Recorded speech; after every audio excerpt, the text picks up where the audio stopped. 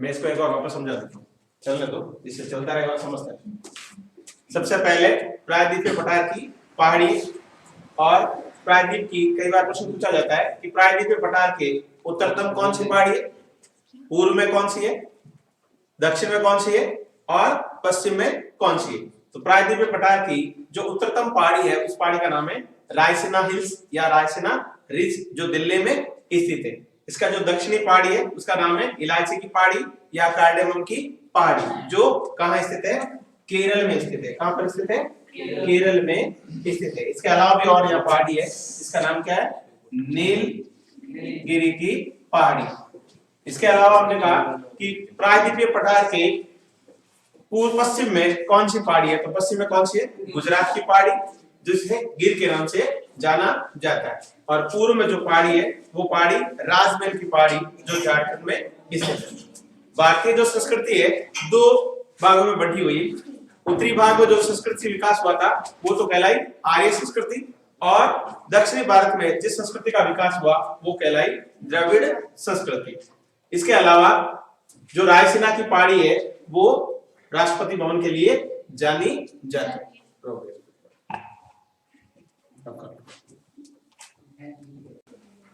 परिवेश का प्रभाव, परिवेश का प्रभाव, परिवेश का प्रभाव जानते हैं सबका। परिवेश जो होता है वही आपका बाह्य आचरण होता है। क्या होता है, बाह्य आचरण। इसको स्टार्ट कर दिए। परिवेश का प्रभाव का मतलब ये होता है कि आप किस माहौल में रह रहे हैं, कौन से भौगोलिक संरचना में रह रहे हैं, कौन सी संस्कृति में रह रहे हैं, किस तरह का आपका व्यवहार है, किस तरह की आपकी शिक्षा है, उस सभी को आधार मानकर उसको क्या कहोगे, परिवेश का प्रभाव। हम पहला किसका परिवेश पढ़ेंगे, हम पहला परिवेश पढ़ेंगे हिमालय पर्वत का। किसका पढ़ेंगे, हिमालय पर्वत का परिवेश। केवल इसको आराम से रखने की, मैंने पहले कहा था रखने की जरूरत बिल्कुल आपको है ही नहीं। केवल क्या करना है, अपने आप समझ लो कि आप कहाँ रह रहे हो, हिमालय पर्वत। आप कहाँ रह रहे हो, हिमालय पर्वतमाला में, जो कहां से कहां तक फैली हुई है, पूर्व से पश्चिम में फैली हुई। कहां तक, पूर्व से पश्चिम तक इसका क्या है, फैलाव। अब ध्यान से सुनो, अगर आप हिमालय क्षेत्र में रहते हैं तो हम यहां से स्टार्ट करेंगे। सबसे पहले यहां से जो हिमालय का जो उत्तरी भाग है, कौन सा भाग, हिमालय का जो उत्तरी भाग, यानी कि ये क्षेत्र जो है वो किसका है, जम्मू कश्मीर। किसका है, ध्यान से देखना, रटने की बिल्कुल जरूरत नहीं रहेगी। हम किसको पढ़ रहे हैं, हिमालय के उत्तरी भाग जो जम्मू कश्मीर है।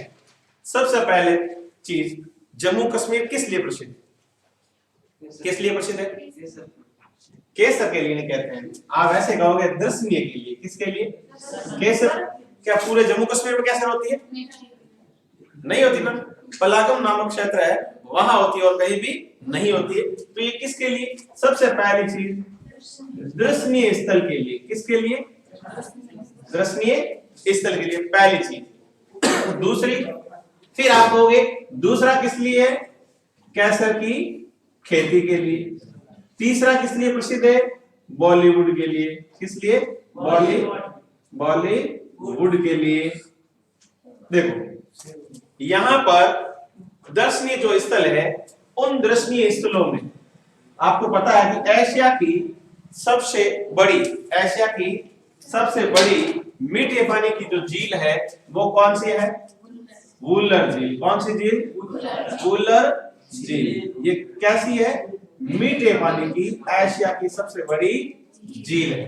दूसरी एक और झील है जो प्रसिद्ध है, कौन सा है, डल झील। नाम सुना, डल झील। तीसरा एक यहाँ पर एक गार्डन है जिसका नाम है मुगल गार्डन। कौन सा गार्डन, मुगल गार्डन के लिए भी ये जानी जाती है।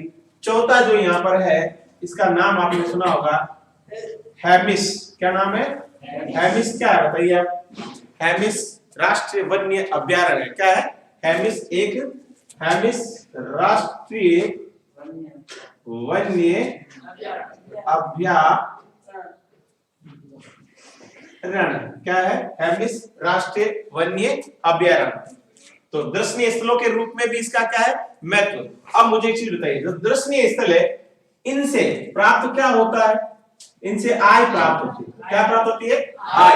अर्थात हम कह सकते हैं कि जम्मू कश्मीर का जो पहला महत्व है वो कैसा महत्व है? आर्थिक महत्व है। कैसा महत्व है? आर्थिक। आर्थिक दृष्टि से क्यों महत्व है? क्योंकि यहाँ पर क्या है? दर्शनीय स्थल है। और जो कैसर के लिए जो क्षेत्र है पलागम क्षेत्र है। कौन सा क्षेत्र? पलागम का जो क्षेत्र है किसके लिए प्रसिद्ध है? केसर के लिए। और एक और जम्मू कश्मीर में आपने सुना होगा कि क्या है? मर्ग है। मर्ग, मर्ग का नाम सुना आपने? मर्ग क्या होते हैं? घास के मैदान। क्या होते हैं? घास के मैदान। यहाँ पर जो घास के मैदान है वहां पर लोग घूमने के लिए जाते हैं। तो इससे भी क्या प्राप्त होती है? जैसे एक क्षेत्र है गुलमर्ग। क्या है? गुलमर्ग। इन क्षेत्रों में लोग घूमने के लिए जाते हैं। ये दर्शनीय स्थल के रूप में, हॉट स्पॉट के रूप में इसको जाना जाता है। इसलिए आर्थिक दृष्टि से भी ये क्या है? महत्वपूर्ण माना जाता है। अर्थात परिवेश का जो प्रभाव है इतिहास पर वो क्या है? इन क्षेत्रों से ऐतिहासिक महत्व है। ऐतिहासिक महत्व के कारण यहाँ की आर्थिक स्थिति कैसी है? अच्छी। जो भारत के आर्थिक योगदान भी इन क्षेत्रों से प्राप्त होता है। दूसरी चीज, यहाँ का जो क्षेत्र है, कौन सा क्षेत्र है? कौन सा पठार है? पामीर का पठार है। कौन सा पठार है? पामीर का पठार, या इसे पामीर की गांठ भी कहा जाता है। आपको पता है। और इस जम्मू कश्मीर को क्या कहा जाता है? क्या कहा जाता है? इसे कहा जाता है धरती का स्वर्ग। क्या कहा जाता है? धरती का स्वर्ग भी कहा जाता है। किसको? जम्मू कश्मीर को। और ये हृदय स्थली है। भारत की क्या है? हृदय स्थली। और राजस्थान की हृदय स्थली किसे कहा जाता है? अजमेर पुष्कर को कहा जाता है। अब देखिए, जो पामीर का पठार है यहाँ पर क्या है? बताइए क्या है? कौन सी पहाड़ी है? हिंदू कुश। कौन सा है? हिंदू कुश पर्वत श्रृंखला। हिंदू कुश की पर्वत श्रृंखला है। ये अभेद्य है। ये क्या है? अभेद्य का मतलब जानते हैं? लेकिन ये अभेद्य नहीं है। क्या है? ये अभेद्य नहीं है। क्या अभेद्य नहीं है या अभेद्य है? बताओ। नहीं है ना? अगर अभेद्य होती तो क्या नहीं होता? बताओ। अगर ये अभेद्य होती तो भारत की व्यवस्था कैसी होती? भारत का इतिहास कैसा होता है? अभेद्य नहीं है तो भारत की स्थिति कैसी हुई? भारत का इतिहास कैसा था? बताइए आप। तो बता सकता है? मैं वापस बोल रहा हूं। अगर मैं यहां से नहीं हटा दूं, अब मुझे बताइए प्राचीन कालीन भारत का इतिहास कैसा होता? जिसको हम पढ़ रहे हैं क्या वैसा होता? नहीं होता। क्यों नहीं होता? क्यों नहीं होता बताओ? क्या घुसपैठ? घुसपैठ क्या है? समझ में नहीं है आपको? नहीं आई ना? इसलिए नहीं आई क्योंकि आप उस समय गए नहीं। आप यहाँ जाओ। कहाँ जाओ? बोले अभी यहाँ नहीं हो। आप कहाँ हो? हिंदू कुश पर्वत श्रेणी में। लेकिन ये ज्यादा ऊपर नहीं है, ज्यादा ऊंचा नहीं है। क्या नहीं है? ज्यादा ऊंचा नहीं है। इस हिंदू कुश पर्वत की ऊंचाई ज्यादा नहीं है। अगर ज्यादा नहीं होगी तो क्या कोई भी व्यक्ति इस पर नहीं चढ़ सकता? ऊंची नहीं होगी तो कोई भी व्यक्ति इसको पार करके क्या भारत में नहीं आ सकता? ये अभेद्य नहीं थी। क्या नहीं थी? अभेद्य नहीं थी। इसलिए जो उत्तर और पश्चिम का क्षेत्र, कौन सा क्षेत्र? उत्तर पश्चिमी जो सीमांत क्षेत्र है, उत्तर पश्चिम का जो ये सीमांत क्षेत्र है, यहां से यहां तक क्या है? उत्तर पश्चिम सीमांत क्षेत्र। अर्थात जितने भी विदेशी आक्रमण जो हुए वो कहां से हुए? उत्तर पश्चिमी सीमा से ही हुए। यहां से तो नहीं हुए ना कभी, यहां से हुए। अर्थात इसका मतलब आप क्या कहोगे? जो हिंदू कुश पर्वत श्रेणी है वो अभेद्य नहीं थी। इसीलिए कुशाणों को लोग अरबी को लो, शक को लो, आर्यों को लो, चाहे पाकिस्तान से आए हुए आतंकवादी लो, चाहे अफगानिस्तान से आए हुए आतंकवादी लो, चाहे शक लो, चाहे कुषाण लो, चाहे पर्शियन लो, चाहे मोहम्मद गोरी लो, चाहे महमूद गजनबी लो, किसी को भी लो, सारे के सारे व्यक्ति कहां से आए? यहीं से आए और भारत में क्या कर लिया? आक्रमण किया और अपना साम्राज्य क्या कर लिया? स्थापित। यही हुआ। इसके विपरीत देखो, अगर ये हिंदू कुश पर्वत श्रृंखला अभेद्य होती तो एक भी विदेशी आक्रमणकारी उत्तर पश्चिम सीमा से भारत पर आक्रमण नहीं करते और विदेशी संस्कृति का यहाँ प्रचार होता भी नहीं और भारत का इतिहास इसका विपरीत हो जाता। हो सकता केवल आर्य लोग यहाँ रहते या अनार्य लोग यहाँ रहते, विदेशी शासक यहाँ आते ही नहीं और भारत पर विदेशी संस्कृति, सभ्यता, विचारों का प्रभाव बिल्कुल भी नहीं होता और कोई दूसरा धर्म होता ही नहीं। अगर अवैध होती तो, लेकिन ये तो क्या थी? अवैध नहीं थी, अर्थात कोई भी व्यक्ति इसको पार करके आसानी से भारत में आक्रमण कर सकता था। दूसरी चीज सुनिए, ये अवैध नहीं है। क्या है? अवैध नहीं है, इसीलिए बहुत सारे आक्रमण हुए। क्या हुए? बहुत सारे आक्रमण हुए। उनमें चाहे शकों का नाम लो, चाहे कुषाणों का नाम लो, चाहे पार्थियन का नाम लो, चाहे आतंकवादियों का नाम लो, चाहे धर्म का मामला लो। अब देखो, सभी लोग यहाँ आए तो अपने साथ क्या लेकर आए? धर्म लेके आए। अपने साथ क्या लेकर आए? धर्म लेके आए और इसी धर्म से हमारे विचारों में, हमारे रहन सहन में, हमारे खान पान में क्या परिवर्तन हुआ है? नहीं हुआ? हुआ ना। यहाँ के लोग आए, कुछ आक्रमणकारी आए और कुछ वापस चले गए, कुछ लोग यहीं रह गए। उनके विचारों का हमारे पर प्रभाव पड़ा, उनका रहन सहन हमारे प्रभावित हुआ, उनका खान पीन हमने सीखा, अर्थात हमारे और उन दोनों के विचारों से नवीन विचार उत्पन्न हुए, नवीन धर्मों के उत्पन्न हुए, नवीन धार्मिक आंदोलन हुए और नवीन संस्कृति का विकास हुआ। इन सभी के कारण उत्तरी भारत के जो लोग थे वो उत्तरी संस्कृति के लिए और दक्षिणी भारत के लोग जो थे वो क्या कहलाए? दक्षिणी द्रविड़ संस्कृति के लोग कहलाए। तो इसका प्रभाव समझ में आ गया कि ऐतिहासिक क्या प्रभाव था। इतिहास बिल्कुल विपरीत हो जाता। अगर ये हिमालय पर्वतमाला यूं होती तो एक भी आक्रमण यहां से नहीं होता है। तो आज जो हम इतिहास पढ़ रहे हैं वो हमें पढ़ने को बिल्कुल नहीं मिलता। जो आज हमारी समन्वित संस्कृति है, कैसी संस्कृति? समन्वित संस्कृति। समन्वित संस्कृति समझ जानते? मिली जुली संस्कृति। हमारा भारत इसी के कारण विभिन्नताओं में एकता वाली संस्कृति को चरितार्थ करता है, वरना विभिन्न धर्मों वाले लोग यहाँ होते ही नहीं होते तो हमारी विशेषता भी नहीं होती। कौन सी विशेषता नहीं होती? विभिन्नताओं में एकता वाली विशेषता, धर्मनिरपेक्षता वाली विशेषता। अरब कंट्रीज में आप जाइए, प्रत्येक देश का राजकीय धर्म है, राष्ट्रीय धर्म है। क्या हमारे देश का राष्ट्रीय धर्म है? नहीं। राज्य धर्म है? नहीं। क्यों नहीं है? क्योंकि यहाँ पर विभिन्न धर्मों के लोग, विभिन्न जाति के लोग, विभिन्न समुदाय के लोग, विभिन्न संस्कृतियों के लोग निवास करते हैं, इसलिए हमारा कोई भी धर्म नहीं है। इसलिए भारत कैसा देश है? धर्म निरपेक्ष देश है। कैसा देश है? इसको बंद करना है, इनका डालते हैं।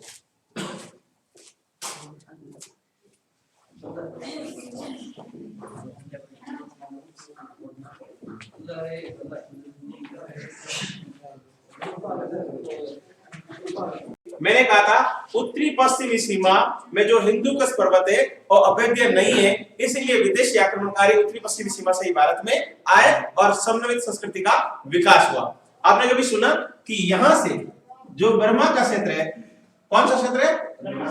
क्या है? जो बर्मा का क्षेत्र है, उस क्षेत्र से कभी भी आक्रमण नहीं हुए। क्यों नहीं हुए? पता आपको? बर्मा, असम और भारत के मध्य का जो क्षेत्र है वो घना जंगल है। यहाँ पर क्या है? घना जंगल है। घना जंगल और दुर्गम पहाड़ी है। कैसी है? दुर्गम छोटी छोटी पहाड़ी हैं। इन पहाड़ियों से होकर आक्रमण करना काफी कठिन होता है, इसीलिए इस क्षेत्र से कभी भी भारत में कोई आक्रमण नहीं हुआ और यहाँ से कभी भी नवीन संस्कृति का विकास नहीं हुआ। ब्रह्मा वाले अलग है तो अपनी जगह अलग है, बांग्लादेश यहाँ जो अलग है वो अपनी जगह अलग है। उनकी संस्कृति का विकास भारतीय संस्कृति में बिल्कुल भी नहीं हुआ था। तीसरा इसके साथ ही करवा देता हूं, ये वाला क्षेत्र, कौन सा क्षेत्र, ये वाला क्षेत्र, कौन सा क्षेत्र, इसको क्या किस नाम से जाना जाता है, इसको मरुस्थल के नाम से जाना जाता है। किस नाम से जानता है, थार का मरुस्थल। किस नाम से, थार का मरुस्थल के नाम से जाना जाता है। ध्यान से सुनना, यहां थार का मरुस्थल क्यों है? पहला कारण, थार का मरुस्थल इसलिए कि पश्चिमी राजस्थान के आसपास कोई भी बड़ी पर्वत श्रृंखला नहीं है। पहली चीज क्या नहीं है, पर्वत श्रृंखला नहीं है। रोक, पता नहीं एक भी सही नहीं चलता, सर को कहा था नहीं लेना। पर्वत श्रृंखला नहीं है, क्या नहीं है, पर्वत श्रृंखला। अगर पर्वत श्रृंखला होती तो अरब सागर से उठने वाला मानसून, बंगाल की खाड़ी से उठने वाला मानसून जब ऊपर की ओर जाता तो उस पर्वत श्रृंखला से टकराता, यहां बारिश कर देता और मरुस्थल बिल्कुल भी नहीं होता है। अगर मरुस्थल नहीं होता है तो आज यहाँ की स्थिति कुछ और होती, लेकिन क्या थी, पर्वत श्रृंखलाएं नहीं है। यहाँ क्या नहीं है, पर्वत श्रृंखलाएं नहीं होने के कारण यहाँ की स्थिति कैसी है, मरुस्थल के समान है। मरुस्थल है इसका मतलब क्या नहीं है, आपके पास संसाधन नहीं है। संसाधनों का क्या है, अभाव है। संसाधनों का क्या है, संसाधनों का अभाव होगा तो आपकी आर्थिक स्थिति भी कैसी रहेगी, कमजोर रहेगी, खराब नहीं होती, कमजोर होती। स्थिति कभी कमजोर होती है, खराब नहीं होती। क्या होती है, कमजोर होती है। ये होती है ना, आर्थिक स्थिति कमजोर होगी तो आपके पास पैसे नहीं है, पैसे नहीं है तो आपका रहन सहन भी क्या होगा, अलग होगा। लेकिन यहाँ पर्वत श्रृंखलाएं होती तो ये मरुस्थल बिल्कुल भी नहीं होता। लेकिन फिर भी भारतीय इतिहास में इस मरुस्थल का ऐतिहासिक दृष्टि से महत्वपूर्ण स्थान है, और वो कैसा है, वो है इसके कारण। किसके कारण, सूरवीरों के कारण। सुना आपको, राजस्थान की धरती सूरवीरों की धरती है। विपरीत परिस्थिति होते हुए भी राजस्थान का जो प्रमुख क्षेत्र था लंबे समय तक क्या रहा, स्वतंत्र रहा। क्या रहा, लंबे समय तक स्वतंत्र रहा। और आज पूरे भारत के इतिहास में राजस्थान के मरुस्थली संसाधनों के अभाव में रहते हुए भी उन सूरवीरों को याद किया जाता है। अर्थात राजस्थान का जो थार का मरुस्थल है उसमें सूरवीरों का महत्वपूर्ण योगदान है। सूरवीरों के कारण ऐतिहासिक दृष्टि से थार के मरुस्थल का भी महत्वपूर्ण स्थान माना जाता है।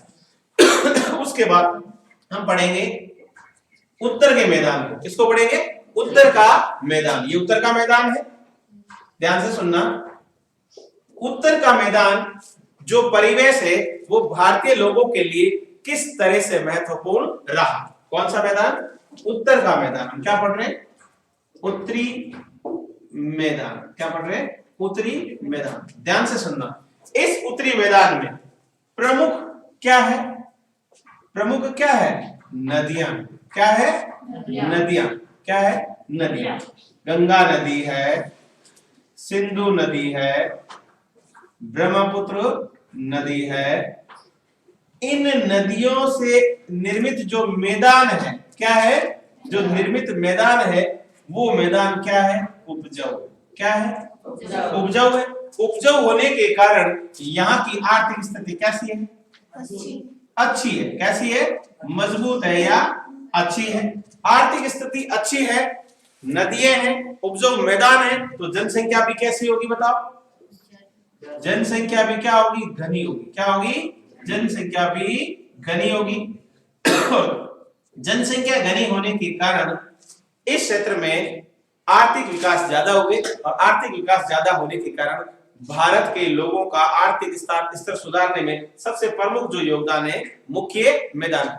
जहां जनसंख्या ज्यादा होगी वहां किसका विकास होगा, समाज का। किसका होगा, जनसंख्या ज्यादा है यानी वहां पर समाज कैसी होगी, सुसंगठित। कैसी होगी, सुसंगठित होगी या नहीं होगी। अर्थात इसी मैदानी क्षेत्र में, किस क्षेत्र में, इसी मैदानी क्षेत्र में क्या हुआ था, जो धर्म ग्रंथ थे, क्या थे, धर्म ग्रंथ या धर्म के जो शास्त्र थे उनकी रचना भी कहां हुई, इसी क्षेत्र में हुई। और जो परिवार का संयुक्त परिवार है, कौन सा, संयुक्त परिवार, जो संयुक्त परिवार है वो परिवार भी, उसका विकास भी कहां पर हुआ था, मैदानी भाग में। कौन से भाग में, जो मैं यहाँ चीजें सारे लिख रहा हूँ किसकी लिख रहा हूँ, मैदानी भाग। मैदानी भाग नदियों द्वारा निर्मित होने के कारण उपजाऊ मैदान है, आर्थिक स्थिति अच्छी है तो लोग ज्यादा, अर्थात जनसंख्या घनी थी, जनसंख्या घनी थी, तुम्हारा समाज संगठित हुआ, समाज संगठित हुआ, तुम्हारा धर्मशास्त्रों की रचना हुई, धर्मशास्त्रों की रचना हुई, तुम्हारा कौन सी परिवार प्रथा, संयुक्त परिवार प्रथा जैसी विकसित हुई थी। तो चलो देखो, जब भी इसका उतारो तो पहले एक साइड में ले जाना, फिर ये सारी चीजें एक जगह लिख लेना। इसका लिख रहे हो तो इसकी सारी चीजें एक जगह लिख लो, मेरे पास जगह